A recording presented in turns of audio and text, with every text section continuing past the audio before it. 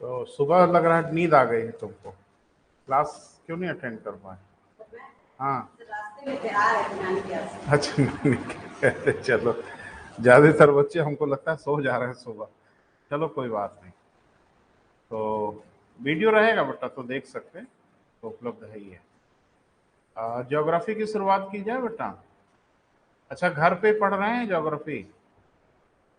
नहीं, यहीं पढ़ेंगे, घर पे काहे पढ़ेंगे? अच्छा, ये एक गलत फहमी तो अपने अंदर से दूर कर लो। चलिए भाई, सूर्य प्रताप जी स्वागत है आपका। एक ये गलत फहमी कि अगर आपको ये लगता है कि सिर्फ ये मेरी जिम्मेदारी है आपको पढ़ाना, तो इसे ठीक कर ले। ये युद्ध आपका है, मैं आपका सहयोगी हूँ। और कभी कभी हमारे मित्रों को ये गलत फहमी हो जाती है कि इनका युद्ध है, मैं इनका सहयोगी हूँ, तो आप मेरे सहयोगी नहीं हो, आप कमांडर हो, है ना? युद्ध आपको लड़ना है। हाँ, मेरी भूमिका सिर्फ ये है कि कुछ अपने अनुभव के आधार पे, कुछ आपसे वरिष्ठ होने के आधार पे मैं आपको सहयोग करता हूँ कि युद्ध क्षेत्र में कैसे सतर्क रहना है आपको। बाकी जो स्किलफुल बच्चे होते हैं ना बेटा, वो लड़ाई तो खुद ही जीतते हैं। अन्यथा मत लीजिएगा, मैंने किसी को वो नहीं कह रहे हैं। इन्हीं कुर्सियों पे तो सारे लोग बैठ के पढ़ते हैं। कई लोग यहीं से पीसेस बन के गए, कई लोग अभी सड़क पे घूम रहे हैं। तो जाहिर सी बात है कि बड़ी एक विचित्र स्थिति होती है टीचर और स्टूडेंट के बीच में। जैसे बच्चा जब फेल्योर होगा, वो तो 100% हमारी जिम्मेदारी हो जाती है। जब वो असफल होगा तो माँ बाप, दोस्त मित्र, वो खुद ठीकरा फोड़ेगा टीचर पे जिम्मे कि पढ़ाए ही नहीं। यानी बच्चा सुपरस्टार है ना, वो कैसे कह दे कि नहीं हम गड़बड़ किए हैं? तो कुछ ना कुछ उसको बहाना चाहिए। तो हम लोग वो आवरण है जिसके पीछे वो छुप जाता है और अपने आप को सर्वश्रेष्ठ सिद्ध कर देता है कि मैं बेस्ट था और गड़बड़ी टीचर ने कर दिया। सो हम क्वालिफाई नहीं कर पाए, दिल्ली भेजिए, इस बार पक्का रिजल्ट आएगा, है ना? तो पहले तो एक गलतफहमी ठीक कर लो बेटा। पढ़ाई की परिभाषा मुझसे बेहतर कोई नहीं जानता, है ना? क्योंकि हम लोगों ने उस जमाने में पढ़ा ना बेटा, जब कोचिंग का नामो निशान नहीं था। तो कैसे पढ़ लिया? तो आप पढ़ने का मन बनाओगे बेटा, सब पढ़ लोगे। और अगर आपको ये दिमाग में होगा कि कोई टीचर आएगा और ऐसे हाथ घुमा देगा और जादू वादू कर देगा और तो हम तैयार हो जाएंगे, तो ये गलतफहमी अपने मन से निकाल दीजिए। और ये जादू आपको धरती पे कहीं नहीं मिलेगा। टीचर अच्छा बुरा पढ़ा सकता है, ये सब चलता है। मेहनत तो बेटा आप ही को करनी है। कितना आपके अंदर तर्क शक्ति होगी, जितनी आपके अंदर एसेसिबिलिटी होगी, विषय को महसूस करने की शक्ति होगी। और जैसे आप गजल सुनते हैं ना, तो गजल गाना, म्यूजिक, तो गजल हर लोग सुनते हैं। नहीं, एक बात कह रहे हैं, जैसे कुछ लोग गजल सुनते हैं, म्यूजिक सुनते हैं कंसर्ट में जाके, तो सब लोग वही गाना सुनते हैं। उस गाने की अनुभूति सबको अलग अलग होती है, फीलिंग सबको अलग अलग होती है, जबकि बोल वही होते हैं। आ, तो पढ़ाई वैसी ही है। पढ़ाएंगे तो हम एक ही चीज आप सभी लोगों को, लेकिन उसकी फीलिंग, उसका एहसास, उसकी समझ हर बच्चे की अपनी क्षमता के अनुसार अलग अलग हो जाती है और इसका बहुत फर्क पड़ता है ना बेटा? एक छोटा सा उदाहरण आपको बता के फिर हम शुरुआत करते हैं। इलाहाबाद में विद्यार्थी जीवन था हम लोगों का, तो वहाँ एक म्यूजिक का एक बड़ा अच्छा संस्थान है, प्रयाग संगीत समिति। तो वहाँ डिग्री उग्री भी दी जाती है, जैसे भारत खंडे है लखनऊ में ना, उसी तरह से है प्रयाग संगीत समिति। तो वहाँ बच्चे पढ़ते हैं और उनको ये म्यूजिक वगैरह में डिग्रियां दी जाती है, बड़े अच्छे अच्छे वहाँ म्यूजिशियन है। तो आज कंसर्ट हो रहा था गुलाम अली साहब का। नाम सुना है गुलाम अली का? हाँ, बड़े अच्छे गजल गायक हैं, जो गजल उजल सुनते हैं वो उनको पता होगा गुलाम अली साहब का। संभवतः अब तो जीवित भी नहीं है। तो उनका कंसर्ट हो रहा था। आ, तो टिकट बड़ा महंगा था। हाँ, टिकट वाला था, तो बड़ा कॉस्टली था और वो हम लोग के हॉस्टल से बमुश्किल से 200 मीटर की दूरी पे था। तो ये हुआ कि उतने पैसे बच्चों के पास कहाँ होते हैं भाई, स्टूडेंट के पास। 2000 4000 टिकट लेने का उनके पास तो पैसा होता नहीं, तो बच्चे गए, सर्वाधिकार होता है ना उनका। 800 बच्चे जहां चलेंगे एक साथ, तो वहां सारे सिस्टम को ध्वस्त कर देने की पूरी क्षमता होती है। तो साहब लोग पहुंच गए प्रयाग संगीत समिति। ये हुआ कि अब गजल सुनेंगे। ठीक है, तो अब वहां के जो प्रायोजक वगैरह थे ऐसे कैसे जाने देंगे, तो टिकट लग रहा है, सब वीआईपी लोग जा रहे हैं, तो बच्चों ने वही अपना पुराना हथकंडा जो उनका होता है वही अपना धक्का मुक्की हल्ला शोर शराबा शुरू किया और पूरे सिस्टम को ध्वस्त करने की कोशिश किया। अब मालूम चला गेट से कोई जा ही नहीं पा रहा है। 800 बच्चे गेट के पास एकदम हंगामा, प्रायोजक समझ गए कि अब बिना उनकी सहमत से कुछ होगा नहीं, तो उन्होंने कहा कि भाई काहे हंगामा कर रहे हैं। तो बच्चों ने कहा गजल हम भी सुनेंगे, और टिकट नहीं लेंगे क्योंकि पैसा ही नहीं है, टिकट कहां से ले। तो प्रायोजक ने कहा कि ठीक है आप लोग जाइए, और बस ये है कि डिस्टर्ब मत करेगा, और जो वीवीआईपी सीटें आगे उधर मत बैठिएगा। बच्चों ने कहा सारी शर्तें मंजूर है, बस अंदर जाने दीजिए। सब जाके वहीं बैठ गए। अरे भाई वहां ना शर्तें लागू हुई थी, अब अंदर तो हमारी शर्तें होंगी। अच्छा, हॉस्टल हॉस्टल में थोड़ा सा बच्चे लगता है बड़ा पावरफुल फील करते हैं ना अपने आप को। तो बैठ गए भाई, किसी तरह से मैंने कार्यक्रम शुरुआत। तो हुआ क्या कि जो बहुत बड़े सिंगर्स होते हैं वो रात भर थोड़ी गाना गाते हैं, लिटरली संभव भी नहीं है। तो वो 2-3 घंटे गाते हैं बमुश्किल से, बाकी वो छुट भैया लोग शुरुआत करते हैं तो पहले 2-3 घंटे आपको इंगेज किए रहते हैं। छुट भैया मतलब खराब नहीं, लेकिन थोड़े जो इस तरह के सिंगर हैं वो थोड़ा सा हाथ भी साफ कर लेते हैं और श्रोताओं को अपनी क्वालिटी भी बता देते हैं, और इसी बहाने 2-3 घंटे निकल जाता है। फिर वो लोग आते हैं 1-2 घंटे गाते हैं अपना चले जाते हैं। अच्छा, बच्चों को सुनना था गुलाम अली को, और उसमें कोई लोकल छोटे सिंगर्स थे, वो आके शुरुआत कर दिए 3-5। अब बच्चों को खराब लग रहा था, जाके पढ़ना भी है, अभी रात भर लग रहा है यही सब होगा क्या। तो बदमाशी करने का तरीका होता है, मैंने आचार संहिता से भी बदमाशी की जाती है। तो मैंने पहली बार देखा बदमाशी करने का नया तरीका। जैसे आप देखते हो, जैसे गाना वाना वाले जैसे गजल जो सुनाते हैं, बीच में कुछ एक आध वो शायरी वायरी भी बोलते रहते हैं ना, अमन उर्दू उर्दू के शब्द उसमें ज्यादा रहते हैं, पल्ले वल्ले पड़ता नहीं। तो जैसे पहली लाइन सुना तो बोलते हैं ना, दाद देनी पड़ती है, वाह वाह या कुछ इस तरह का बोलना पड़ता है। तो वो नए जो सिंगर थे वो समझ पाए नहीं चाल बच्चों की। तो पहली लाइन जैसे ही अपने गजल का बोला उन्होंने, बच्चों ने वाह वाह शुरू किया, तो एकदम खुश हो गए कि अब हुई बात, ये तो बच्चों को बहुत पसंद आ रहा है। लेकिन वाह वाह रुक ही नहीं रहा है, वो 10 मिनट तक लगातार। अब वो रुके तब ना वो गाएं, होता है ना भाई, जब दाद देनी है आप दाद दे लो, फिर शोर शराबा रोके तो फिर अगली लाइन बोले। तो वो शुरू में तो समझ ही नहीं पाए, उनको लगा कि सही में बच्चे बहुत दाद दे रहे हैं, लेकिन ये बदमाशी कर रहे थे। अब वाह वाह शुरू किए तो अगले 10 मिनट तक वाह वाह, एक गिरोह शांत हो रहा तब तक दूसरा गिरोह। तो पहली बात तो वो भी नहीं भाप पाए, उनको लगा कुछ ज्यादा ही अच्छा मैंने बोल दिया, सो इतनी दाद मिली। फिर अगली लाइन, उसके बाद बच्चे क्या किए, आधे आधे घंटे तक सब डिस्टर्ब हो गए, जितने सुनने उनने वाले थे वो समझ गए कि अब बदमाशी कर रहे हैं सब। ये बदमाशी तब तक होती रही जब तक प्रायोजक मंच पे आके नहीं बोले कि आप लोग ये क्या कर रहे हैं, तो कि दाद दे रहे हैं, शाबाशी दे रहे हैं। और फिर हुआ ये कि जब तक गुलाब अली साहब आके गाना शुरू नहीं किए, यही कह रहे थे उनको भेजिए, हटाइए इनको कहाँ से बुला लाए। वो आया तो वो आके अपना 1-2 गाना वाना, अच्छा पिक्चर उक्चर में भी कई गाने वाने उस समय गाए थे। तो बच्चों ने, बच्चे हैं उनको गजल फजल समझ में तो आती नहीं, तो उनको वही पिक्चर उक्चर वाला जो 1-2 गजल थी वही उनको लाइव सुनना था। वो भी बच्चों का टेस्ट समझ गए, उन्होंने सुना उना के फुर्सत लिया।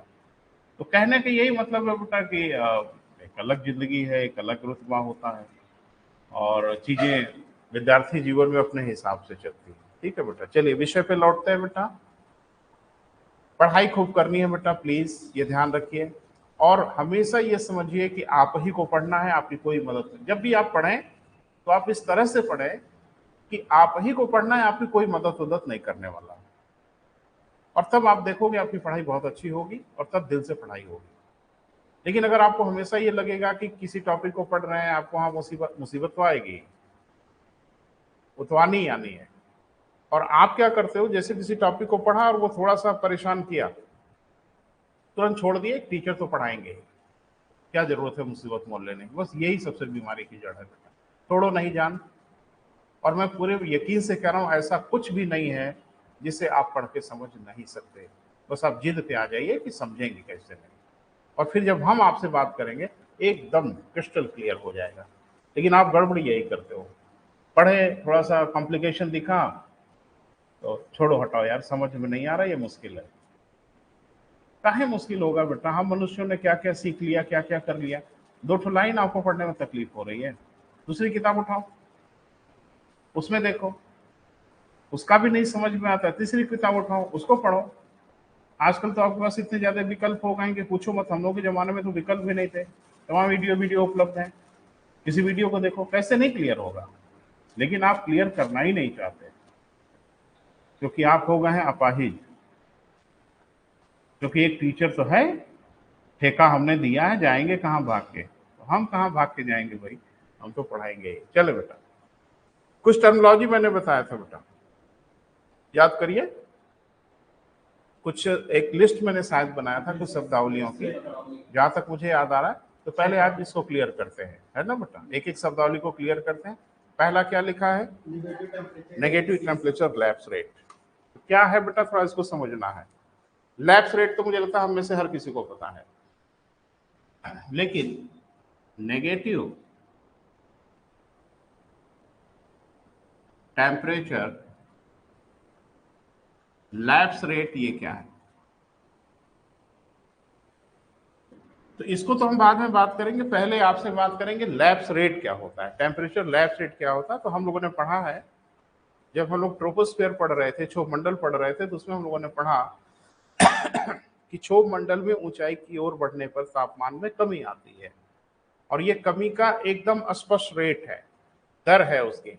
और वो दर है क्या बेटा, प्रत्येक 165 मीटर की ऊंचाई पे 1 डिग्री सेल्सियस की दर से तापमान घटता है। इसको हम लोग आम बोलचाल की भाषा में कहते हैं ताप ह्रास दर, टेम्परेचर लैप्स रेट कहते हैं। क्लियर है बेटा। लेकिन यहां पे क्या है बेटा, नेगेटिव।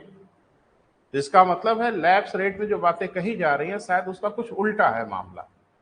उल्टा क्या मामला होगा, अरे जो नॉर्मल है उसका उल्टा हो जाए तभी तो नेगेटिव होगा।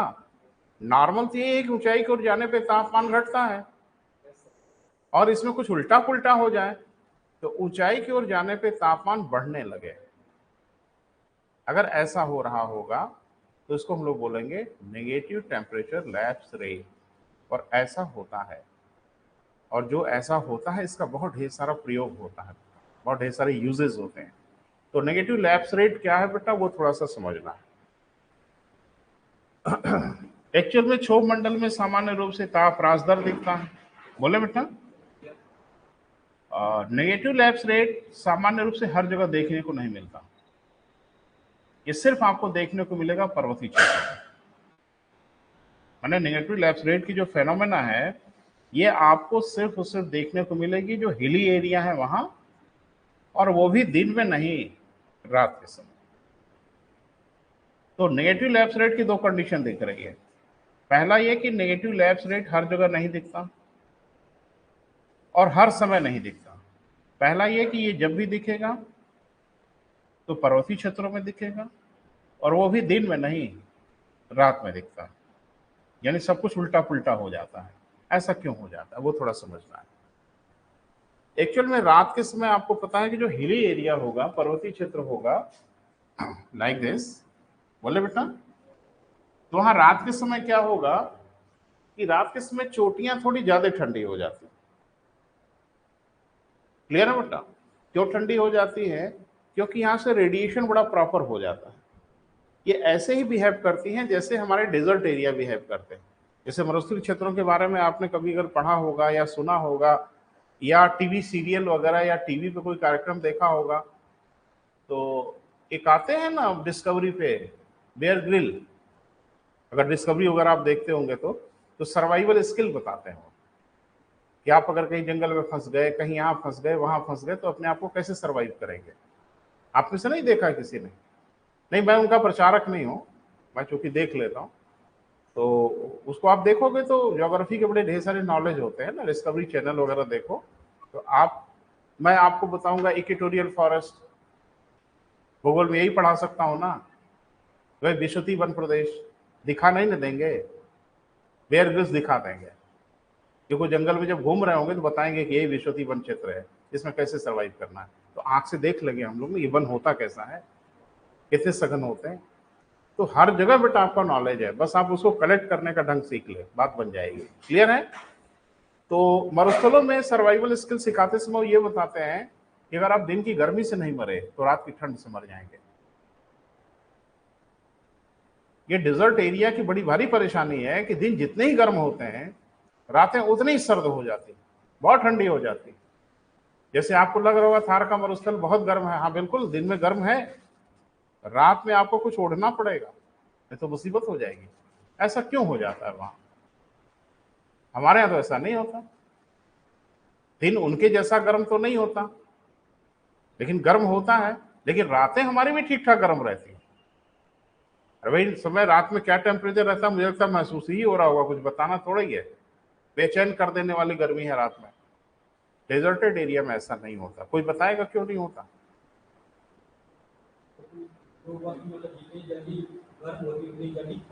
धरती धरती ना,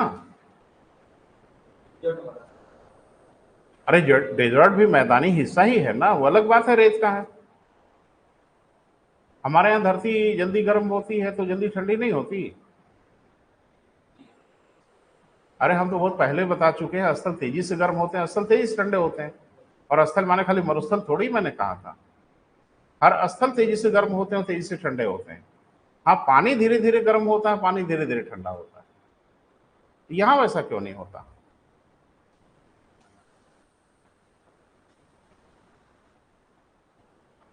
अभी सबका उत्तर आएगा बेटा, अभी जो टर्मोलॉजी इसीलिए मैंने लिखा है कि इसी बहाने हम चीजों को भी पढ़ेंगे और ढेर सारी चीजों का अध्ययन भी करेंगे। तो थोड़ा सा सुन लीजिए, बहुत सिंपल है। जहां मानवीय गतिविधियां अधिक होंगी, ह्यूमन एक्टिविटी अधिक होगी, मोटर गाड़ियां होंगी, उद्योग होंगे, या मानवीय गतिविधियां जहां होंगी वहां और कुछ हो न हो, कार्बन डाइऑक्साइड का उत्सर्जन अधिक होगा। ये ओवरऑल है, बोल नहीं रहे हैं। आप जितने बड़े महानगरों में जाएंगे, जितने बड़े शहरों में जाएंगे, वहां भी आप देखोगे और कुछ हो ना हो, लेकिन मानवीय गतिविधियां कुछ इस तरह से संचालित होती हैं, उसमें कार्बन डाइऑक्साइड का उत्सर्जन बढ़ जाता है। तो कार्बन डाइऑक्साइड का उत्सर्जन जब बढ़ता है तो उस एरिया के ऊपर कार्बन डाइऑक्साइड का कॉन्सेंट्रेशन बाकी जगह की तुलना में थोड़ा सा ज्यादा ही रहता है। और कार्बन डाइऑक्साइड की प्रॉपर्टी अभी हम लोग पढ़ेंगे, अगला टॉपिक है ग्रीन हाउस इफेक्ट, कि आने देंगे जाने नहीं देंगे, है ना। यानी सूरत आपको आने तो देता है, जाने नहीं देता, तो रोक लेता है, टेम्परेचर बढ़ जाता है। डेजर्टेड एरिया में बेटा मानवीय गतिविधियां लगभग शून्य है, लगभग शून्य है। क्लियर है? और मानवीय गतिविधियां अगर शून्य है तो कार्बन डाइऑक्साइड शून्य है। क्लियर है? यानी वहां कार्बन डाइऑक्साइड का उत्सर्जन नहीं है, इसलिए रेडिएशन दन दनाते हुए आता है और दन दनाते हुए चला जाता है, क्योंकि रोकने वाला कोई नहीं है। क्लियर है? ऐसी ही ज्योग्राफी में ऐसे इलाकों को रेडिएशन विंडो कहा जाता है। अगला जो नाम है ना हम आपको बताएंगे, ये विकिरण खिड़की के इलाके हैं। तो ऊंचे पर्वतीय क्षेत्रों के साथ भी ऐसा ही है बेटा, कि वहां भी मानवीय गतिविधियां लगभग नहीं है, कार्बन डाइऑक्साइड का कॉन्सेंट्रेशन नहीं है, तो चोटियां रातों में बहुत तेजी से ठंडी हो जाती है, कोल्ड हो जाती है। ठंडी तो ऐसी ही रहती है, लेकिन रात में विकिरण वगैरह ज्यादा हो जाता है घाटियों की तुलना में। यहाँ पे हवाएं, सॉरी, चोटियां ज्यादा ठंडी, अब चोटियां ठंडी हो जाएंगी, आसपास की वायु भी ठंडी हो जाएगी, बोल नहीं रहे, तो वो ठंडी हवाएं भारी हो जाती हैं, बोल नहीं रहे, हैवी हो जाएंगी, उनकी डेंसिटी बढ़ जाएगी, उनका घनत्व बढ़ जाएगा, तो वो उतरने लगती है घाटी की ओर, नीचे की ओर। तो ऐसा सिर्फ और सिर्फ होगा बेटा रात्रि के समय। यानी रात में क्या होगा कि इधर से हवाएं उतर पड़ती हैं, किधर? घाटी की ओर, दोनों तरफ से। तो घाटी में हवाएं तो उतनी ठंडी नहीं होंगी ना। चोटी तुलनात्मक देखो, गर्म और ठंडा कोई एब्सोल्यूट वर्ड नहीं होता, तुलनात्मक होता है। तो चोटियों की तुलना में घाटियों की जो हवाएं होंगी वो तो गर्म होंगी ही होंगी, लेकिन ये हवा जब दंदनाते हुए उतरती है घाटी में भारी होने की वजह से, तो घाटी की गर्म हवाओं को ढकेल के ऊपर करती है, ऊपर जाना ही पड़ेगा। गर्म हवा को हमेशा ठंडी हवा के ऊपर ही आना होगा। बोल नहीं रहे हैं? कमरे में एसी चला लीजिए और उसके बाद पंखा चला दीजिए, एक साथ नहीं। पहले एसी ऑन कर लीजिए, कमरे को थोड़ा ठंडा होने दीजिए, उसके बाद आप एसी ऑन कर लीजिए। अचानक आपको गर्म हवा की अनुभूति होने लगेगी कि जितनी गर्म हवाएं हैं वो कमरे के ऊपर की ओर चली गई और एसी की ठंडी हवाएं नीचे जगह घेर रही हैं। और जैसे थोड़ी देर के लिए पंखा चलाते हो, पहला झोंका तो गर्म ही महसूस होता है, लेकिन हाँ फिर वो धीरे धीरे सब घुल मिल के कंट्रोल कर लेती। तो हमेशा ध्यान रखना, गर्म हवा हमेशा ऊपर होगी। काहे? हल्की होती है भाई, ऊपर होगी ही होगी। ऊपर जाना ना चाहे ढकेल के ऊपर कर देते हैं, भारी जब नीचे आ जाएंगे तो हल्की को ऊपर जाना ही पड़ेगा ना, मजबूरी है। तो रात्रि के समय क्या हो जाता है कि घाटियों की जो गर्म हवाएं हैं ये चली जाती हैं ऊपर की ओर, और चोटियों की ठंडी हवाएं आके नीचे जगह घेर लेती हैं। अब चलिए घाटी से ऊपर की ओर। अब रात के समय आप घाटियों से ऊपर की ओर चलिए तो घाटियों में ठंडी हवाएं हैं और ऊपर गर्म हवाएं हैं। नीचे टेम्परेचर कम है और ऊपर टेम्परेचर बढ़ रहा है। ये क्षोभ मंडल की उलट घटना दिख रही है। इसको हम लोग बोलते हैं क्या बेटा? Negative temperature lapse rate. ये कहाँ देखने को मिलेगा? पर्वतीय क्षेत्रों में। कब देखने को मिलेगा? रात के समय। दिन के समय ऐसा नहीं होता। क्लियर है बेटा? तो घाटियों से आप ऊपर की ओर जब बढ़ेंगे तो तापमान घटने के स्थान पे बढ़ने लगता। क्लियर है बेटा? देख लें।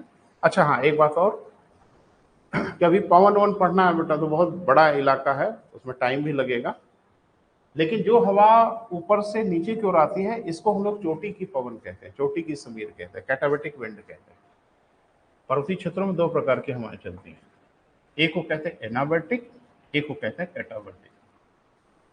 नहीं, अंग्रेजी के नाम से मत घबराइए, हिंदी में इनको चोटी की समीर और घाटी की समीर कहते हैं। पवन के साथ एक बड़ी अच्छी बात है कि जिधर से ये चलते हैं वही उनका नाम होता है। जिधर जाते हैं भाड़ में जाए, उससे हमारा कोई लेना देना नहीं। वो जिधर से आते हैं वही उनका नाम होता है। ये तय है कि जिधर से आएंगे तो किधर जाएंगे ये भी आइडिया लग जाता है, लेकिन जिधर जाते हैं उधर से हमारा कोई लेना देना नहीं। जैसे हम लोग बोलते हैं पूर्वा पवन, एक गांव देहात के रहने वाले हैं तो बड़ा कॉमन सा नाम है, तो कहते हैं क्या पूर्वा चल रहा है। पूर्वा किधर से आता है? जोर से बोलिए। पूरब से आता है। किधर जाता है? भाड़ में जाए। भाड़ में जाए, कोई लेना देना नहीं। लेकिन ये तो ऑब्वियस सी बात है कि अगर पूरब से आ रहा है तो डेफिनेटली वो पश्चिम ही जाएगा, लेकिन जाने वाले से हमारा कोई लेना देना नहीं होगा, आने वाले से। इसलिए उसको कहते हैं पूर्वा। पछुआ पश्चिम से आती है। कभी हम ये बोलते किधर जा रही है, पता नहीं किधर जाए, जाए किधर? किधर नहीं जाए, वो तो जाहिर सी बात अगर पश्चिम से आ रही है तो पूरब ही जा रही होगी, लेकिन हम जो नाम देते हैं उसका जाने के आधार पर नहीं, आने के आधार पर। अब समुद्री समीर किधर से आ रही होगी? यार इतना बताने के बाद भी अगर गड़बड़ करोगे तो ठीक नहीं है। मैंने क्या बोला? जिधर से आती है वही नाम होता है उनका। तो समुद्री पवन अगर हम बोले, समुद्री समीर बोले तो किधर से आ रही है? हाँ, स्थली समीर, चोटी की समीर, घाटी की समीर। इसमें काहे इतना परेशान हो जा रहे हो? तो मैंने कहा कि रात के समय वहां पे चोटी के पवन चलते हैं। इनको ज्योग्राफी में चोटी के पवन भी कहते हैं हिंदी में, इंग्लिश में इसको हम लोग कैटाबेटिक विंड कह देते हैं।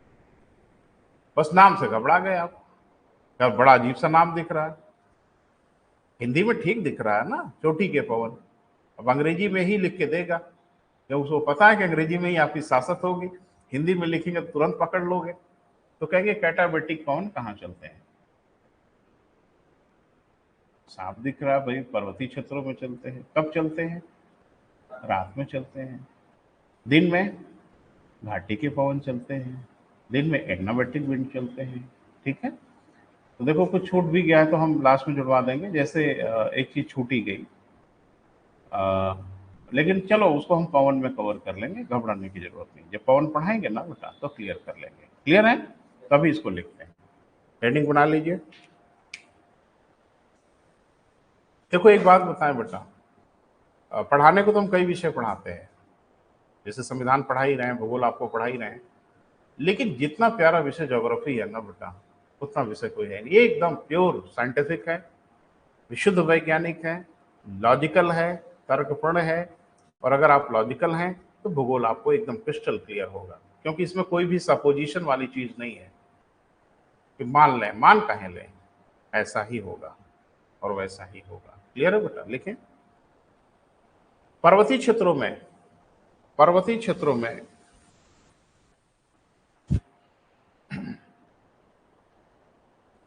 समझ में आ रहा है बेटा? इसमें कई हैं आजकल भाई जुड़े हुए हैं, तो एक दो लोग हैं इसमें। हमारे सबसे प्रिय हैं सूर्य प्रताप जी नहीं, बल्कि मैंने देखा नहीं इनको फिजिकली, उन्होंने भी मुझे नहीं देखा है, ऑनलाइन ही है, लेकिन लगाव क्यों हो जाता है बच्चों से। एकदम एकदम रेगुलर है। इतने दिन से मैंने कोई क्लास इनकी मिस होते हुए नहीं देखा। तो कमिटमेंट है बच्चों का, और कमिटेड बच्चे मुझे बहुत पसंद है, क्योंकि जो बच्चे अपने लक्ष्य को लेके कमिटेड हैं, मेरी वही प्रत्याशा है। अरे भाई ऐसा नहीं फीस जमा किया है, बहुत ढेर सारे बच्चों ने जमा किया, इन्होंने भी जमा किया है, उसमें नहीं कोई बेईमानी किया है बच्चों ने। ऑनलाइन जो भी लिए हैं सबने फीस जमा किया, इन्होंने भी जमा किया, लेकिन ये काहे ज्यादा पसंद है? रेगुलर क्लास कर रहे हैं, बाकी तो और अच्छा काम कर रहे हैं, फीस जमा करके गायब हैं, तो मुझे वो ज्यादा पसंद होने चाहिए। नहीं नहीं बेटा, आप मेरे साथ रहिए बेटा, मेरे साथ काम करिए, है ना? हम इसीलिए आपको बुला रहे हैं। और किसी के यहाँ चंदे की जरूरत नहीं है कि आप हमें चंदा ना दें, डोनेशन की आवश्यकता नहीं, आपके फीस की आवश्यकता है। हम आपको पढ़ाएंगे, आप अपनी फीस दीजिए। और चंदा वंदा देना हो तो है सड़क पे तमाम लोग, उनको जाके चंदा दीजिए। कई लोग चंदा दे दिए हमें, और ऑनलाइन देखते ही नहीं। अब बाद में भले देखते होंगे, वो अलग चीज है, लेकिन ये कि देखना चाहिए। बाद में देखें, कभी भी देखें तो पढ़ना चाहिए। तो इसीलिए बच्चे प्रिय होते हैं, और क्या।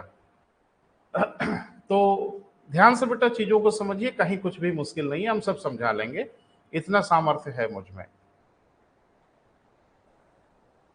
पर्वतीय क्षेत्रों में लिखो बेटा, पर्वतीय क्षेत्रों में रात्रि के समय, पर्वतीय क्षेत्रों में रात के समय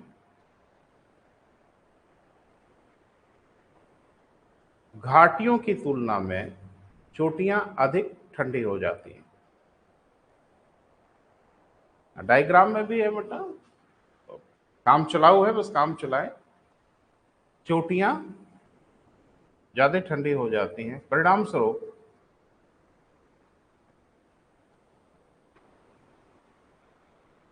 थोड़ा स्पीड से बेटा, परिणाम स्वरूप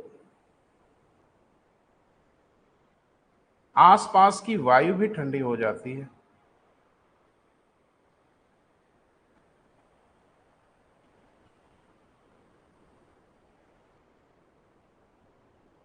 ठीक है बेटा, वायु भारी होने लगती है, हैवी होने लगती है। वायु क्या हो जाती है बेटा? भारी होने लगती है, डेंसिटी बढ़ जाती है, घनत्व तो बढ़ जाता है।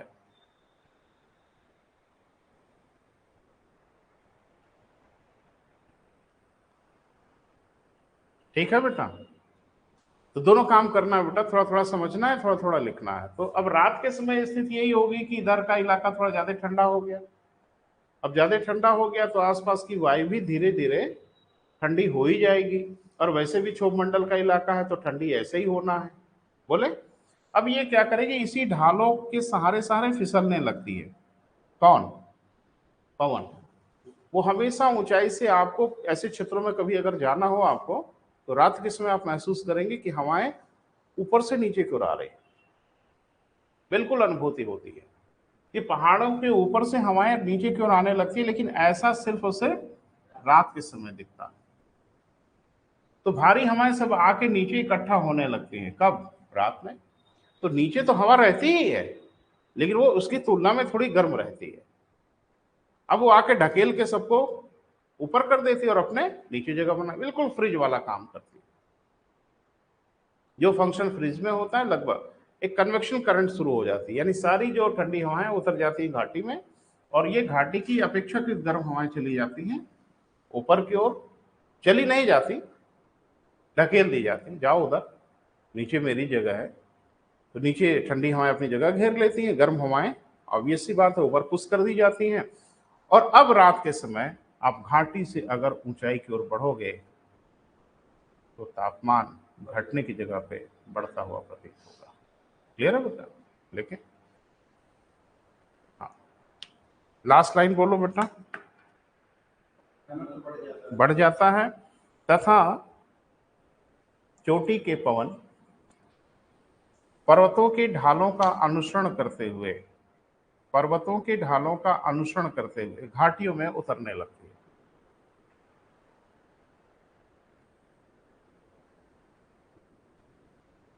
ढालों का अनुसरण करते हुए यानी ढालों के अनुसार घाटियों में उतरने लगती है।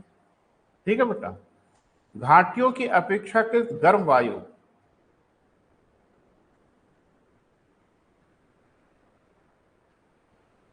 घाटियों की अपेक्षाकृत गर्म वायु कहां बेटा? ऊपर की ओर भेज दी जाती है, शिफ्ट कर दी जाती है। सहमत है?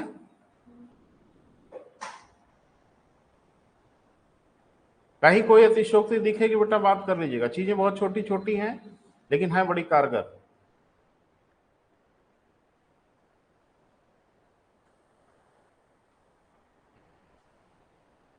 ठीक है बेटा?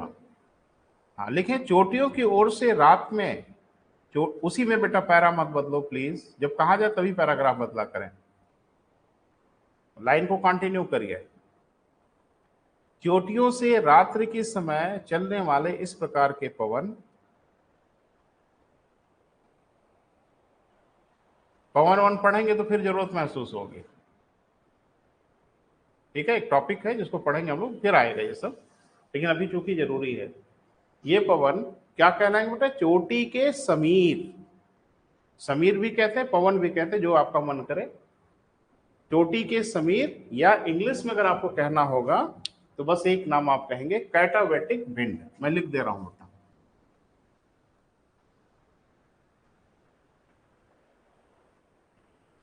तो रात के समय पर्वतीय क्षेत्रों में किस पवन का प्रभाव हो जाता है बेटा?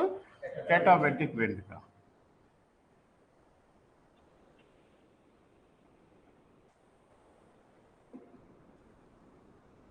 इसी को हम लोग क्या कह देते हैं बेटा? चोटी की समीर। अब एक बच्चा और घबरा गया कि अब समीर बोल दिए, अभी तक कौन कौन बोल रहे थे, तब तक अचानक समीर बोल दिए। तो समीर को इंग्लिश में ब्रिज कहा जाता है, विंड नहीं कहा जाता। तो थोड़ा सा ये भी जान लें कि पवन और समीर में क्या डिफरेंस है। कभी आपने सुना है कि जब हवा बहुत तेज चलने लगे कोई ये बोलेगा कि समीर बहुत तेज चल रहा है? पवन बोलेंगे। समीर तभी बोला जाता है जब इनकी स्पीड बहुत कम होती है, कहते हैं ना मंद मंद समीर चल रहा है। हाँ, तो समीर जो होती है वो भी पवन है, पवन भी बोलने कोई अतिशयोक्ति नहीं है। लेकिन जब सामान्य रूप से इनकी गति बहुत कम हो जाती है, 2, 3, 4 किलोमीटर प्रति घंटा, तब इनको पवन न कह के हम लोग समीर या इंग्लिश में ब्रिज कहते हैं। इसीलिए आप सुनते होंगे सी ब्रिज एंड लैंड ब्रिज,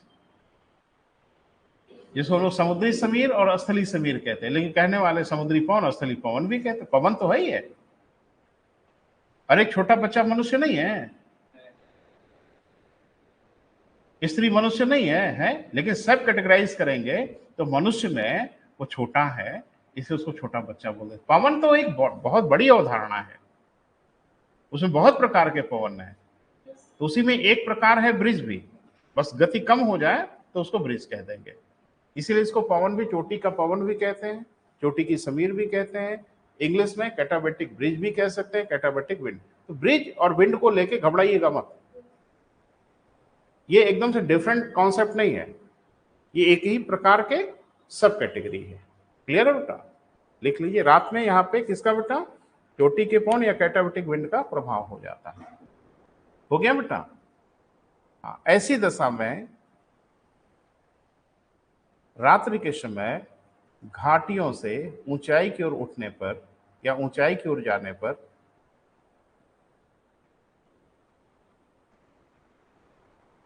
तापमान घटने के स्थान पे क्या हो जाता है बेटा, बढ़ने लगता है।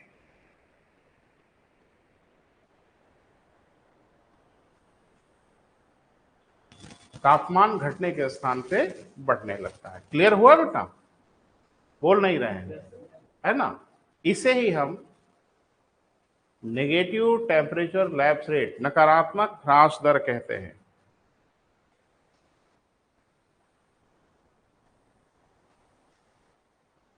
ठीक है,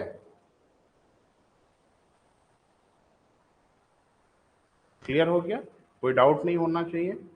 यानी जो लैप्स रेट है ट्रोपोस्फेयर में, उसका उलट देखने को मिलता है पहाड़ी क्षेत्रों में, वो भी दिन में नहीं, रात में। दिन में सब कुछ नॉर्मल दिखेगा।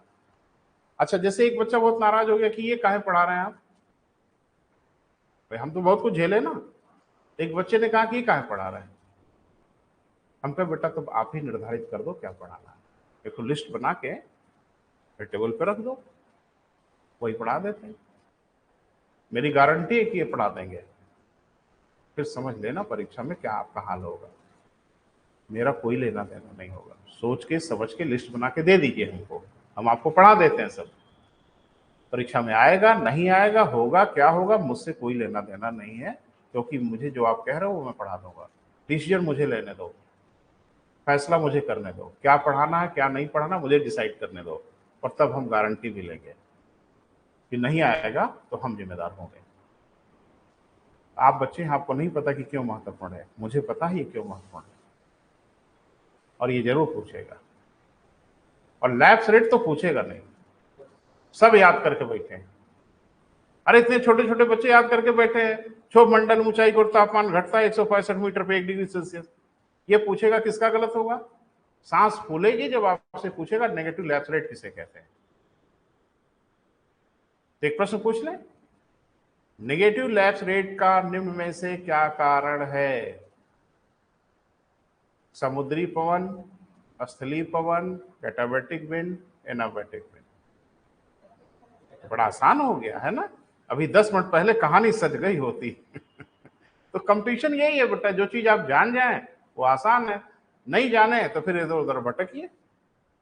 और ये आसान प्रश्न नहीं है जो मैंने अभी आपसे पूछा, ये बहुत इजी क्वेश्चन नहीं कि मैं आपसे पूछूं कि नकारात्मक ताप ह्रास दर का निम्न में से क्या कारण है, और अंड बंड विकल्प देने लगे, बस आप परेशान हो जाएंगे। उत्तर ढूंढना है क्या बेटा? कैटाबैटिक विंड, ये उसका कारण है। और बाकी विकल्प में जो जो देंगे आप सब चीज जान ही रहे हो। अगर ऐसा कुछ भरमाने की कोशिश करेंगे तो आप पकड़ लोगे कि आप गलत हो। हाँ, इसका एक उपयोग है बेटा, हमेशा हम आपको बताते हैं, चूंकि ये सब बताने के पीछे कई क्वेश्चन है जो आपके मैनेज हो जाते हैं, तो वो भी हम आपको बताने की कोशिश करते हैं। सीधे सीधे ना पूछे, इनडायरेक्ट आपसे पूछे। जो उसने पूछा कि क्या कारण है कैलिफोर्निया में अंगूरों की खेती पहाड़ों के ढालों पे होती है, यही कारण। ब्राजील में कहवे की खेती पहाड़ों के ढालों पे होती, कैटाबैटिक पे। स्विट्जरलैंड में होटलों का विकास न घाटी में है न चोटियों की ओर है, बीच में है, कैटाबैटिक विंड का कारण। ये तो बहुत ही कॉमन उदाहरण है बेटा, भूगोल में ये उदाहरण अगर न जाने आप तो आप एबीसीडी नहीं जान रहे, कम से कम ज्योग्राफी के अकॉर्डिंग हर बच्चे को जानना चाहिए ये तीनों। तो कैटाबैटिक विंड के अच्छा एक ही बताओ, होटल घाटी में बना लें ज्यादा सुविधाजनक होगा? क्या है भाई, वहां थोड़ा सा जगह भी मिल सकती है। कभी आप पहाड़ी क्षेत्रों में जाएं और कुछ खास टिपिकल एरिया में होटल को देखें ना, इतना डर लगता है कि इस होटल में तो नहीं रुकेंगे, भले ही सड़क पे सोना पड़ जाए। जानते हो क्यों? अरे एकदम लटके हुए भाई ढाल पे, हैंगर जैसा। डर ये लगता है कि कहीं ढह गए घाटी वट्टी में तो क्या होगा। नहीं, सही तकनीक से बनाए जाते हैं, लेकिन वो एक हैंगर जैसा बना देते हैं। जैसे ये है ना पहाड़, अब यही होटल बना देंगे। अब ये डर लगता है यार कि इस पे कहीं हम रोके उके और ये पता चले ढह के चला गया नीचे। ठीक से मैनेज करके बनाते हैं तो इतनी जहमत तो घाटी में नहीं करनी पड़ती, लेकिन ऐसा इसलिए करते कि घाटी रात में इतनी ठंडी हो जाएगी कि जीना मुश्किल हो जाएगा, आपको सारी ठंडी हवाएं उतर जाएंगी वहीं। अरे भाई सुनो, एक अपना लाइव उदाहरण बता दूं। मैं एक बार उत्तराखंड गया, तो वहां भी एक श्रीनगर है उत्तराखंड में भी। जैसे एक श्रीनगर तो जम्मू कश्मीर में है ही है, लेकिन उत्तराखंड में भी एक जगह है जिसका नाम है श्रीनगर। चलो एक तो ज्ञान ये भी हो गया, नॉलेज ऐसे ही बढ़ता है। जहाँ पे गढ़वाल विश्वविद्यालय है, गढ़वाल यूनिवर्सिटी श्रीनगर में है, उत्तराखंड के गढ़वाल जिले में है श्रीनगर। तो भाई द वे मुझे वहां जाना हुआ, तो अब वहां के बारे में मुझे बड़ी जानकारी तो थी नहीं। तो एक तो वहां पे वो पब्लिक ट्रांसपोर्ट वाली चीजें नहीं चलती थी उस समय ज्यादा। जैसे हम लोग क्या है, रिक्शा है, ऑटो है, या इस तरह की चीजें चलती रहती हैं, तो वहां रिक्शा उक्सा नहीं चलता, क्योंकि चला भी नहीं सकता कोई, है ना। वो ऐसे ऐसे कौन चलाएगा भाई। तो ऑटो पाटो भी नहीं। अच्छा, यात्री भी बहुत ज्यादा नहीं। तो ज्यादातर अगर आपको 2-2.5 किलोमीटर 3 किलोमीटर के रेंज में आना जाना है, तो लोग पैदल ही आना जाना पसंद करते हैं। और वहां के लोग पैदल ही चलना पसंद करते हैं, इसलिए वहां के लोगों की जो बॉडी फिगर है वो बड़ी शानदार होती है। दिन भर वो पहाड़ों पे इधर उधर आना जाना उनका लगा ही रहता है, हमेशा वो चलते ही रहते हैं, क्योंकि पब्लिक ट्रांसपोर्ट सिस्टम भी नहीं है। अब तो मान लीजिए बाइक साइक सब हो गया होगा लोगों के पास। तो खैर, रुकने के लिए मैं एक होटल में रुक गया। अच्छा भला होटल था, खैर रुका। सुबह जब मैं उठा, तो थोड़ा अर्ली मॉर्निंग उठने की हैबिट है, आदत है। तो सुबह में उठा तो थोड़ा मुझे लगा मैं बाहर निकलूं, जरा होटल की लॉबी वॉबी में जरा देखूं। तो मैं लॉबी में आके बाहर निकल गया, तो उनका बढ़िया सा एक माउंटेन व्यू के लिए उन्होंने एक बहुत बढ़िया सा सामने रेलिंग वेलिंग टाइप का बनाया था। मुझे लगा चल के पहाड़ वहाड़ देखते हैं, अच्छा लगेगा। अभी मैं दरवाजा खोल के साहब बाहर निकल रहा हूं, मेरे होश उड़ गए। देखो, हम वो सब चीजों के अभ्यस्त तो थे नहीं, वहां के लोग अभ्यस्त होंगे।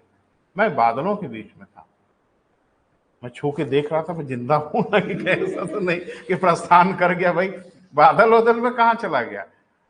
तो एकदम क्लाउड, एकदम बादलों के बीच में थे। तो मैं तो भागा सरपट भाई वापस, कि ये क्या मामला है भाई। तो फिर बाद में रूम सर्विस वगैरह चाय वाय के लिए आया, तो मैंने उससे शेयर किया कि यार ये क्या मामला है। तो कहा कि क्या आप सर, तो हमने कहा कि ये बादल वादल यार। तो कहा कि नहीं नहीं नॉर्मल है, एकदम सुबह सुबह है, हवा ठंडी हुई है। मुझे लगता है मुझसे ज्यादा भूगोल तो वही समझ रहा है, ठीक है। उसने कहा कि हवा ठंडी हुई है, तो हवा नीचे की ओर चली आई है, घाटियों की ओर उतर गई है, तो क्लाउड व्लाउड सब नीचे चले आए हैं। अभी वहां पे बड़ा मनोहारी दृश्य होता है, कभी कभी आप बादलों के ऊपर होते हैं, आपके नीचे बादल दिखते हैं।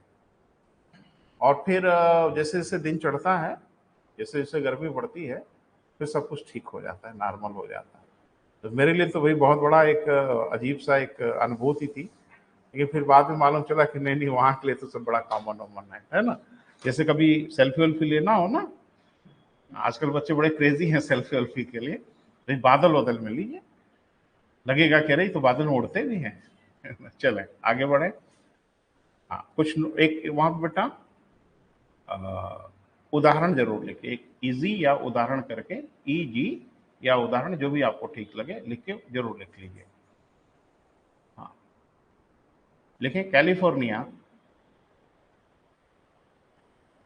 में अंगूर की खेती।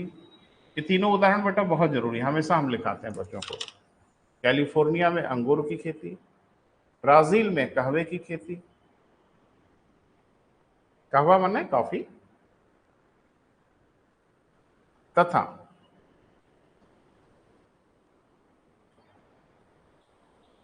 स्विट्जरलैंड में होटल समूह का विकास। स्विट्जरलैंड में होटल समूह या होटल ग्रुप का विकास पहाड़ों के ढालों पे किए गए। बाकी कहानी आप समझ रहे हैं।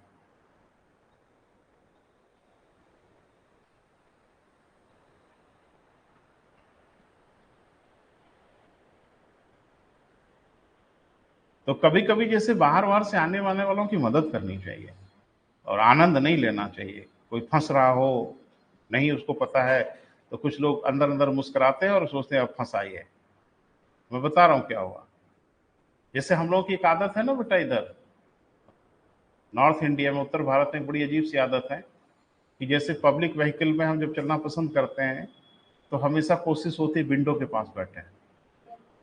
अच्छा, बस में भी चढ़ोगे तो कोशिश यही होती है खिड़की के पास बैठे। तो अजीब सी बीमारी है हम लोगों की, है ना।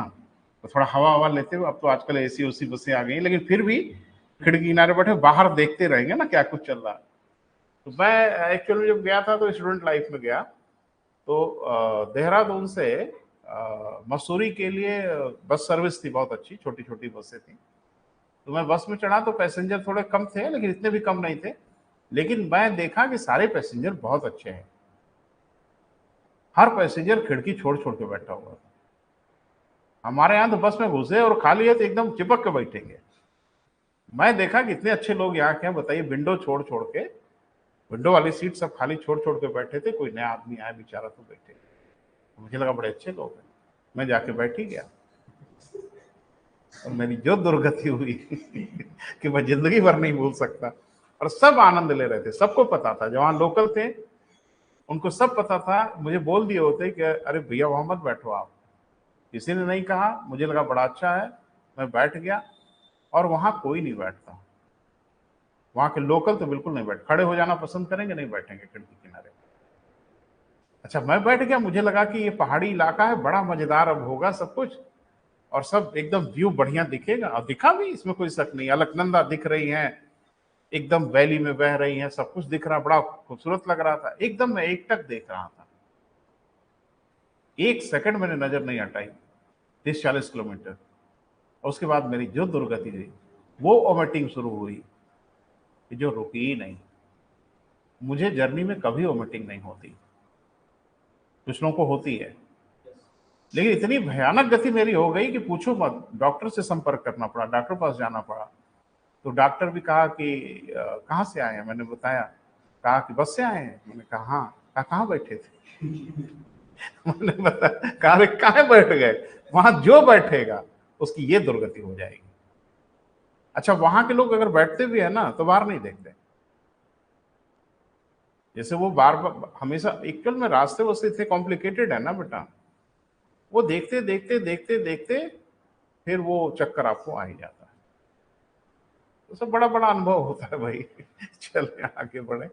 हो गया बेटा, स्विट्जरलैंड में किसका बेटा, होटल समूह का विकास हो गया। अगला अगला बताओ क्या है लिस्ट में, शब्दावली नाम बोलो जरा,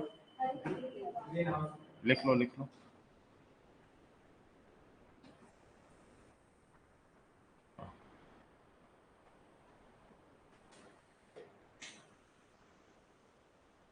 ग्रीन हाउस प्रभाव।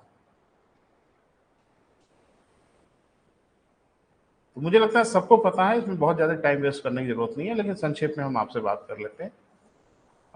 स्पेशली ऐसे इलाके जो दिन में तो ठीक ठाक गर्म होते हैं, लेकिन रात में बहुत सर्द हो जाती है। भाई देखो, कुछ इलाके ऐसे हमारे जो हमेशा गर्म रहते हैं, कुछ इलाके ऐसे होते हैं जो हमेशा ठंडे होते हैं। जैसे पोलर एरिया की बात करो तो हमेशा ठंडे रहेंगे, माइनस में ही टेम्परेचर रहेगा। लेकिन धरती के कुछ ऐसे इलाके जरूर होते हैं जहां दिन में टेम्परेचर तो ठीक ठाक रहता है, लेकिन रातों में टेम्परेचर माइनस में चला जाता है।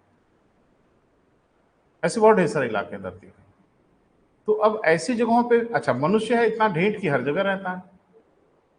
अरे हम बड़े ढीठ लोग हैं, हम हर जगह रहते हैं।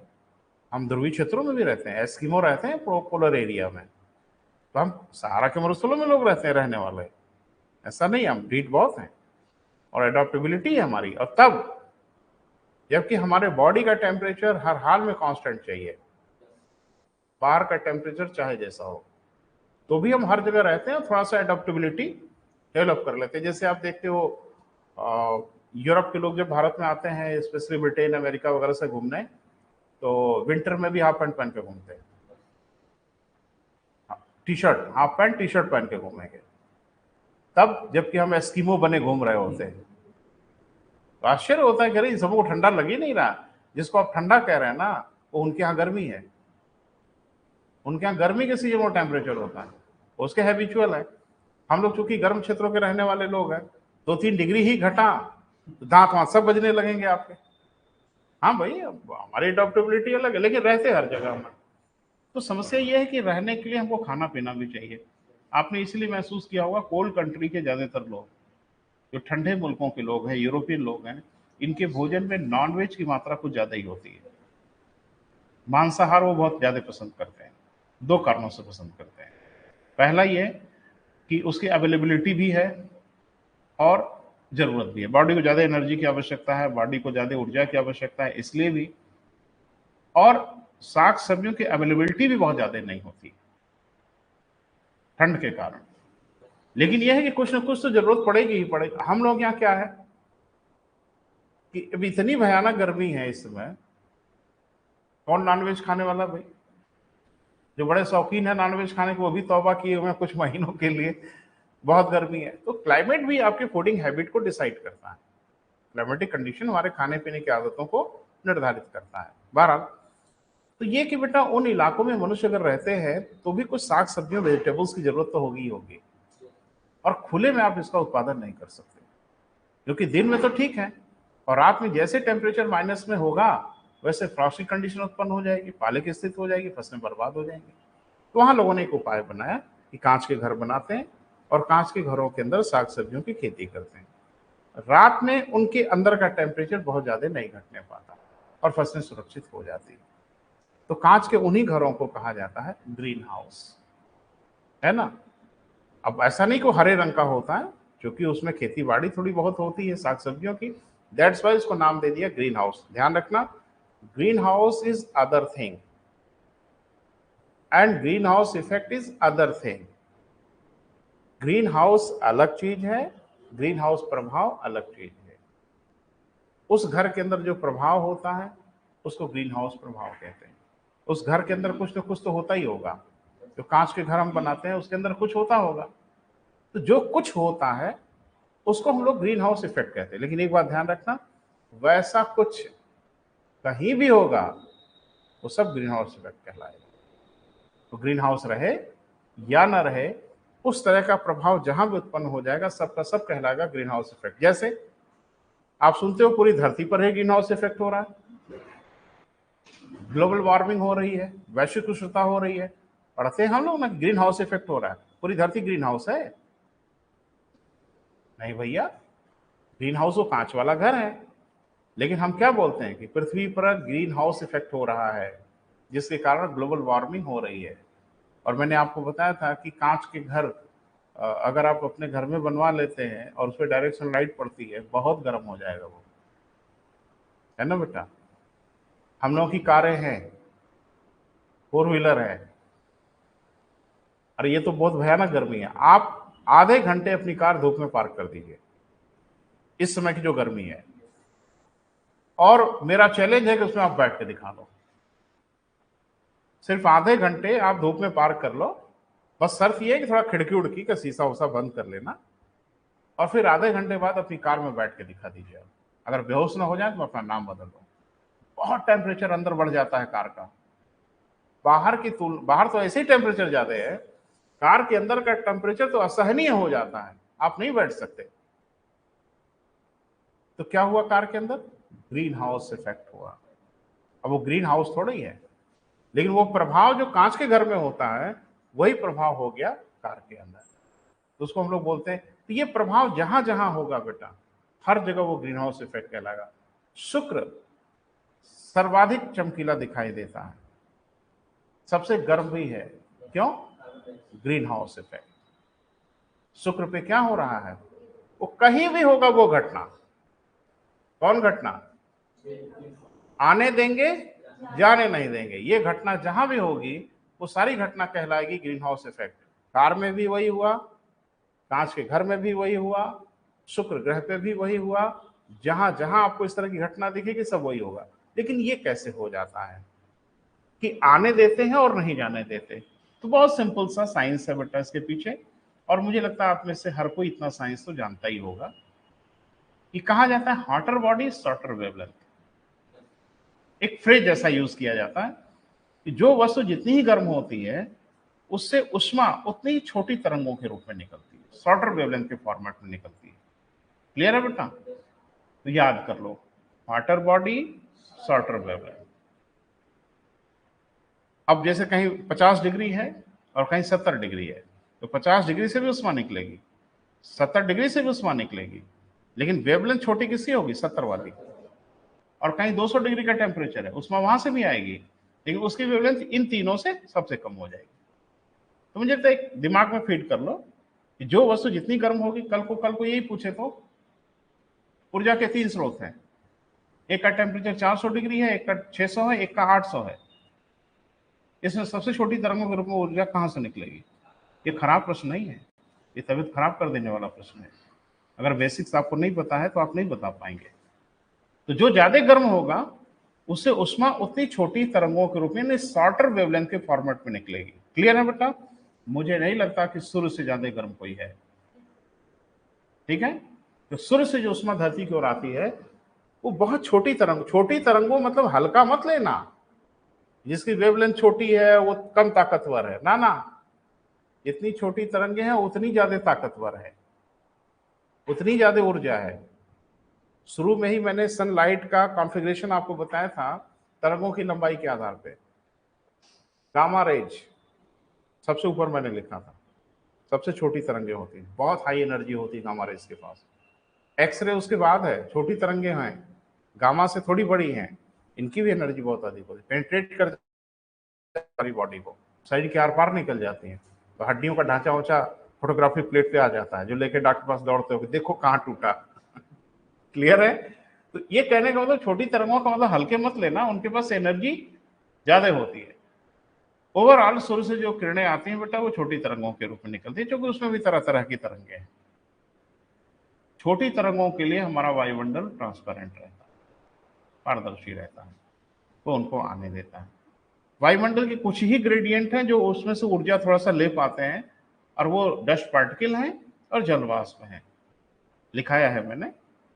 बस वो थोड़ी सी ऊर्जा ले लेते हैं, बाकी तो कोई ऊर्जा ले नहीं पाता, वो सीधे चले आते हैं धरती तक, और धरती उस उष्मा को लेती है। लेकिन धरती जब उष्मा ले लेती है तो धरती फिर उस उष्मा को रिलीज करती है। यही धरती है ना जिस पे आप चल रहे हो।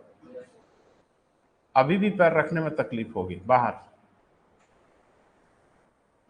और जनवरी में भी तकलीफ होगी नंगे पैर चलने में।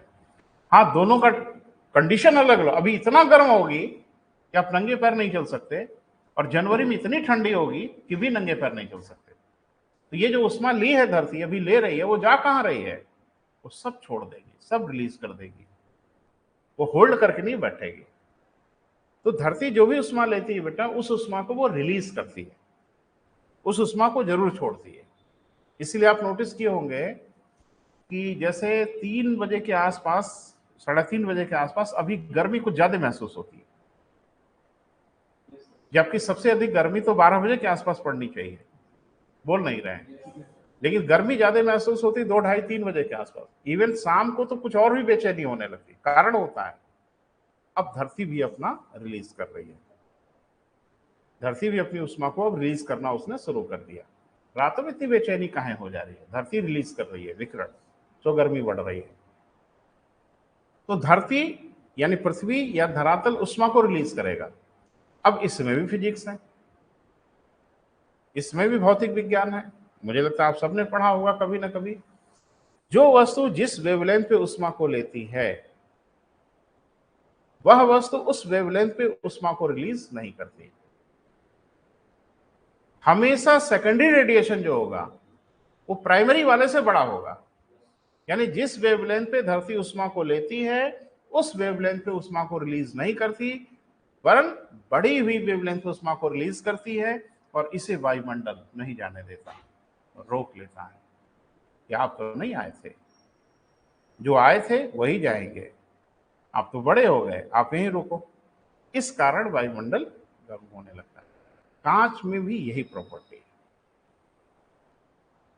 जो कांच के घर बनाते हैं उसमें फसलें क्यों बच जाते हैं, उसके पीछे भी कारण यही है कि सूर्य ताप जो आता है उसके लिए कांच ट्रांसपेरेंट हो जाता है, आने देता है, और अंदर वो उष्मा जब रिलीज ग्रहण कर ली जाती है, और बाद में जब उसको रिलीज किया जाता है तो बड़ी तरंगों के रूप में, और कांच उसको रोक लेता है। इस रात में भी तापमान उच्च बना रहता है और फसलें सुरक्षित हो जाती है।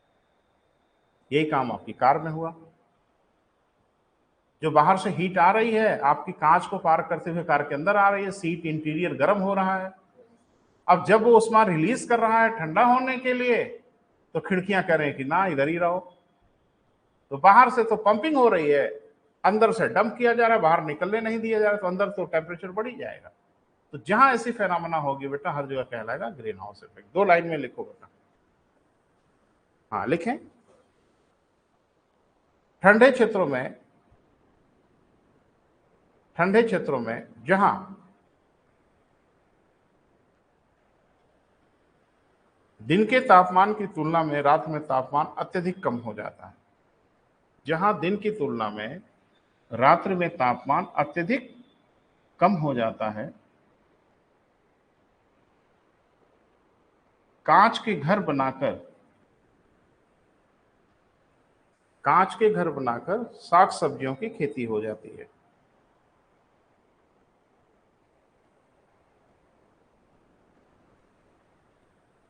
जिन्हें हम ग्रीन हाउस कहते हैं।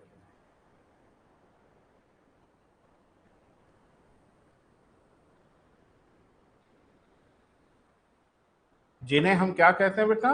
ग्रीन हाउस कहते हैं।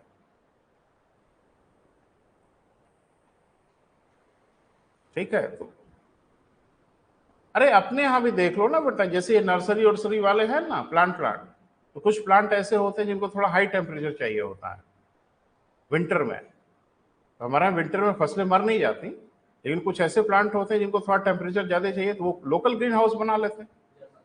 कांच का नहीं बनाते तो पॉलिथीन लगा लेते हैं, वो भी ग्रीन हाउस ही है उनका। तो जहां वो काम होने लगे जो मैंने बोला, वो सब ग्रीन हाउस है, वही वही काम होने लगता। अरे वो काम तो धरती पर ही हो रहा है। अरे ग्रीन हाउस इफेक्ट तो धरती पे ही हो रहा है कि जितनी उष्मा आ रही है उतनी उष्मा जाने थोड़ी दी जा रही है, रोक लिया जा रहा है ना, तो ग्रीन हाउस इफेक्ट हो रहा है। लेकिन इस तरह की घटना पृथ्वी पर भी हो रही है। किस तरह की घटना? हाँ, आने देंगे, जाने नहीं देंगे।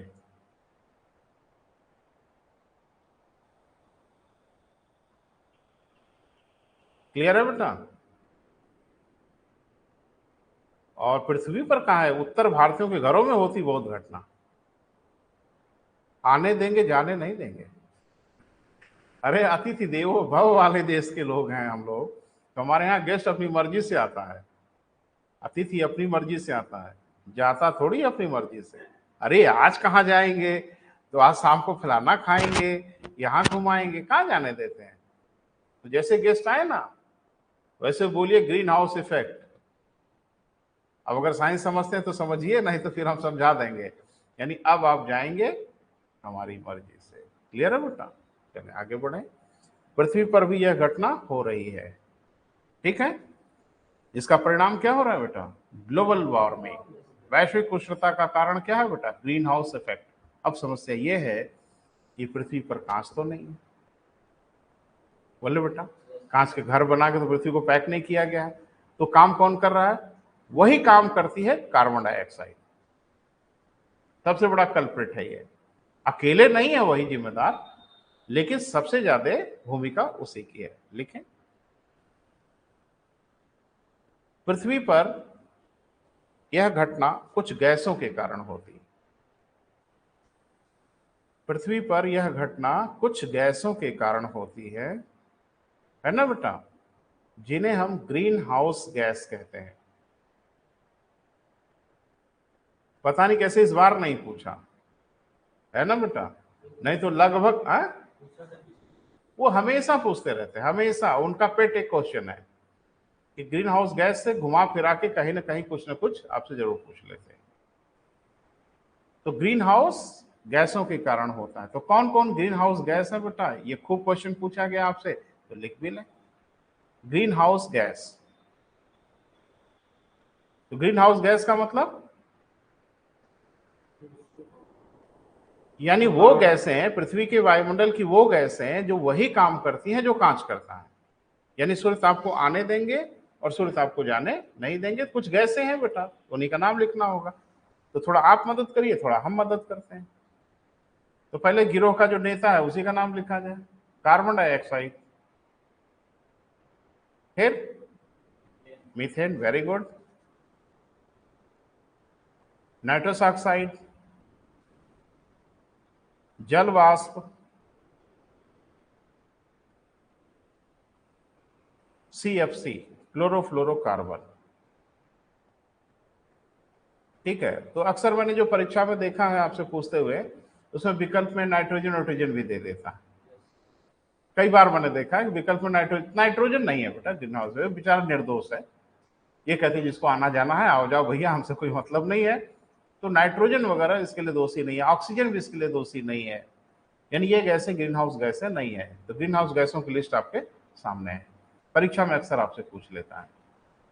कार्बन डाइऑक्साइड का स्रोत सबसे बड़ा क्या है? पेड़ पौधे। नहीं सर, जैसे हम ही तो हैं। अरे भैया 140 करोड़ झक मार रहे हैं यहाँ धरती पर, और मुझे लगता है सबसे बड़ा स्रोत तो हम ही लोग हैं। तो हम लोग भी हैं, लेकिन हम लोग अपने को छोड़ देते हैं कि हम लोग तो जैसे वरदान प्राप्त है ना कि जो मन करे वो करे, हम थोड़ी जोड़े जाएंगे। हाँ, मोटर गाड़ियां हैं बेटा, इंडस्ट्री है, ढेर सारी चीजें हैं जिससे कार्बन डाइऑक्साइड का उत्सर्जन हो रहा है, ये भी जिम्मेदार है। मीथेन,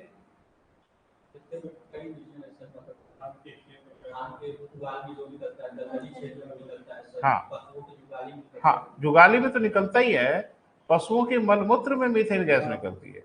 कभी आपने गोबर गैस का नाम सुना होगा, बायोगैस, आजकल उसका उपयोग नहीं करने लगे हैं लोग। तो गोबर गैस में जो गैस निकलती थी उसमें कौन सा बड़ी भारी तकनीक थी?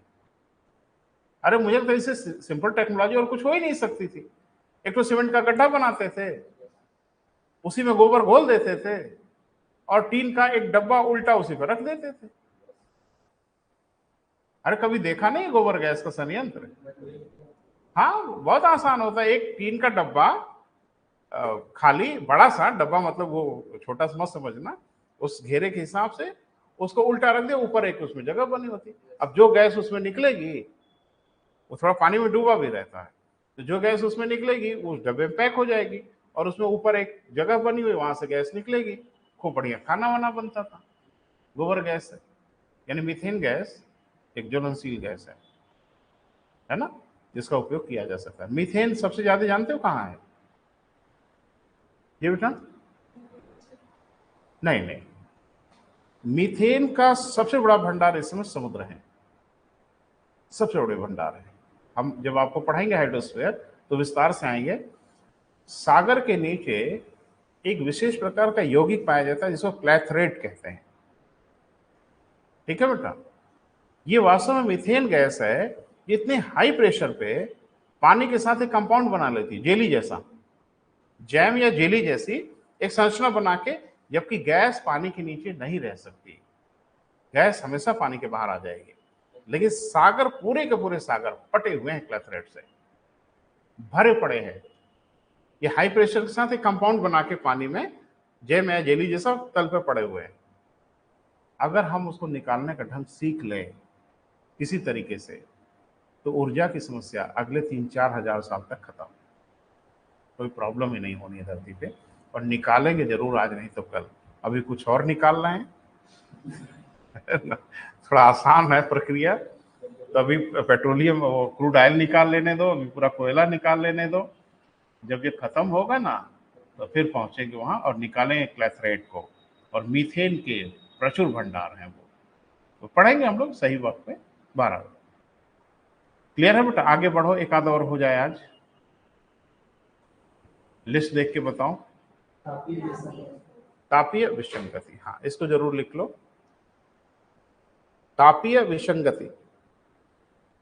अब पिछले लेक्चर में जो लोग थे वो तो समझ पा रहे होंगे भाई, ऑनलाइन वाले हमारे मित्र हैं, बाकी तो गड़बड़ा रहे होंगे कि क्या हो रहा है।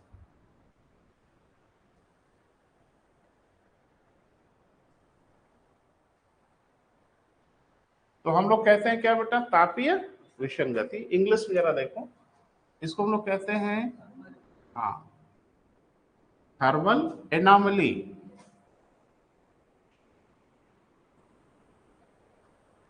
एनॉमली माने विसंगति होता है, जैसे आप कभी आपने मेडिकल साइंस में कहते हुए सुना होगा फिजिकल एनॉमली,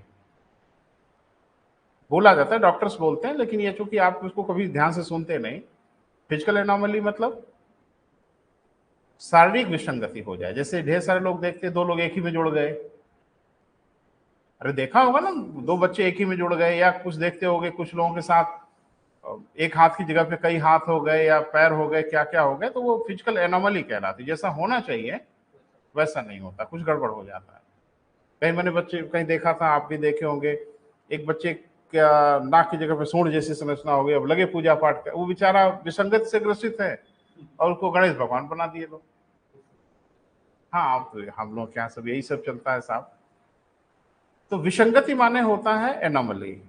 इसको इसे ज्योग्राफी से कोई लेना देना नहीं, ज्योग्राफी से लेना देना तब हो जाता है जब इसको हम लोग कहते हैं थर्मल एनोमली। तो क्या है, जरा इसको समझने की कोशिश करिए, और इसी के बाद हम आज की क्लास करेंगे बंद। बेटा दुख खाली ये है ना बेटा कि पृथ्वी आपको पढ़ना था, इसीलिए हम पूरे डिजाइन बनाते हैं। मेरे पढ़ाने की सारी डिजाइन है बेटा कि पहले नहीं पढ़ाएंगे तो आगे तकलीफ होगी, तो वो छूट गया। आप ही लोगों ने कहा था कि जहां से शुरू किए वहीं से आगे बढ़ जाइए, तो हमने कहा चलो भाई ठीक है, तो थोड़ा सा तकलीफ है। देखो, अब मैं उम्मीद करता हूं कि आपको चीजें याद होंगी जो हम लोगों ने पहले पढ़ा था। ये विषुवत रेखा है, जो सूर्यताप पड़ता है, यानी सूर्य की जो किरणें पड़ती हैं वो अक्षांशों के समानांतर पड़ती है, नहीं लंबवत नहीं, समानांतर, पैरेलल। जैसे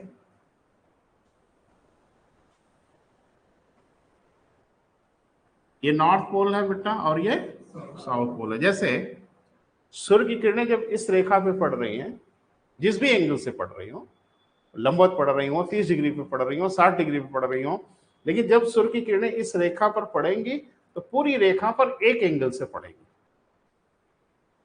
पता नहीं मेरी बात समझ पा रहे हो कि नहीं? जैसे 90 डिग्री पर भी होंगी तो पूरी रेखा पर 90 डिग्री पे होंगी, 30 डिग्री पे इंक्लाइंड होंगी तो पूरी रेखा पे होंगी। तो हम क्या कह रहे हैं जरा समझिए।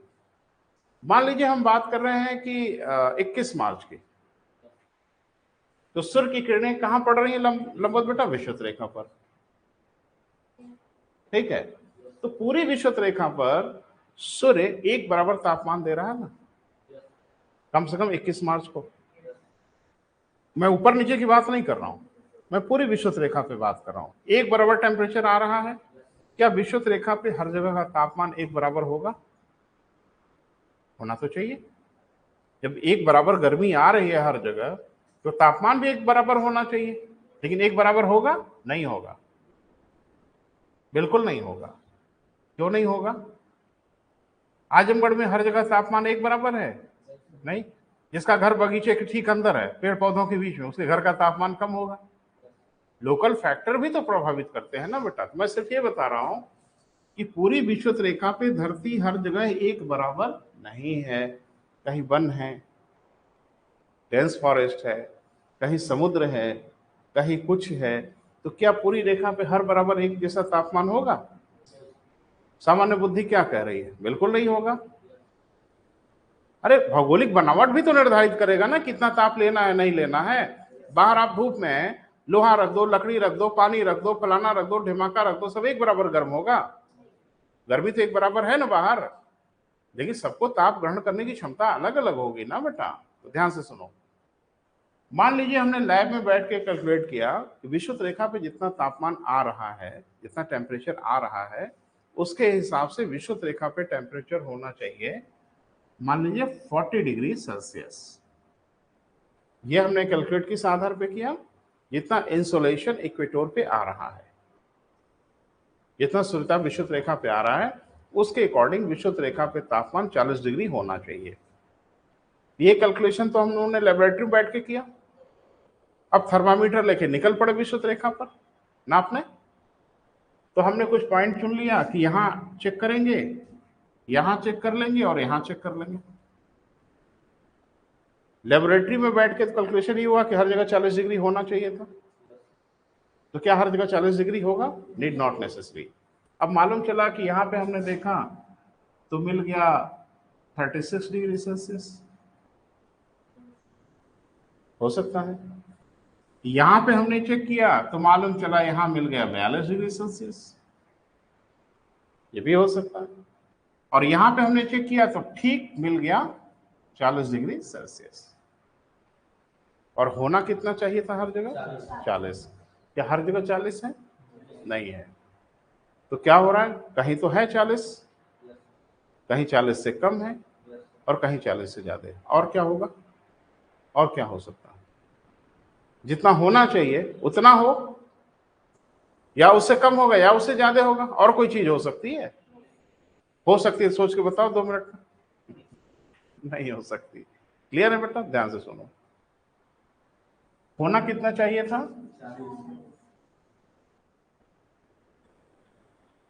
सी पॉइंट पे जितना होना चाहिए था उतना ही है। क्लियर है बेटा?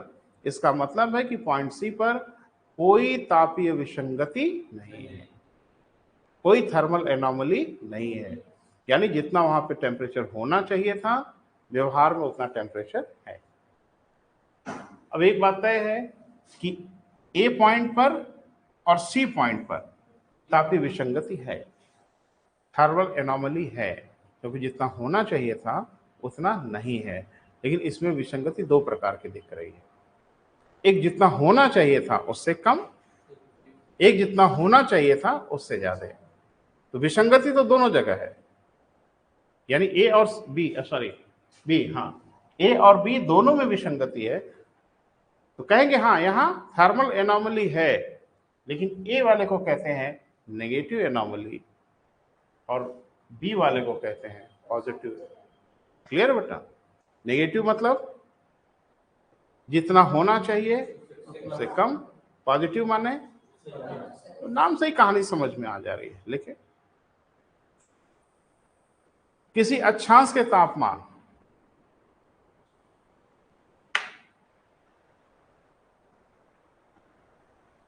तथा उस अक्षांश पर स्थित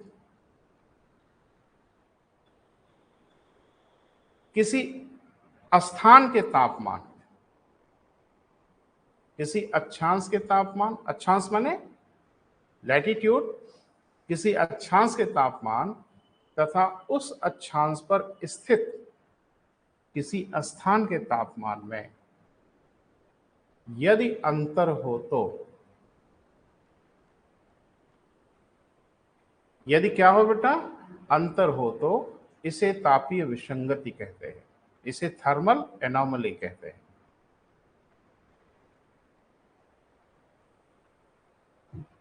क्लियर है बेटा? एनोमली 2 प्रकार की होगी, बहुत सिंपल सी बात है, बांट लो आप। पहला नकारात्मक या नेगेटिव थर्मल एनोमली, नकारात्मक तापीय विसंगति हिंदी में, नेगेटिव थर्मल एनोमली।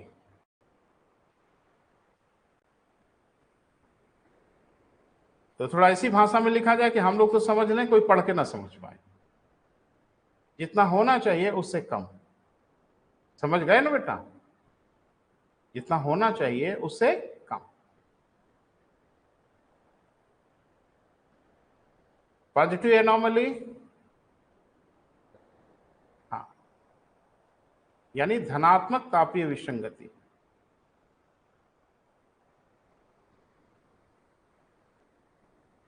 जितना होना चाहिए उससे अधिक।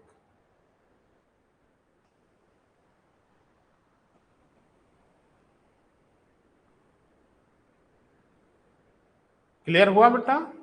अभी कुछ रह गए हैं बेटा, थोड़ा धैर्य रखिएगा, एक दिन मौका और दीजिएगा, हम इसको कंक्लूड कर लेंगे। ठीक है बेटा? आज यही समाप्त करते हैं। Thank you so much.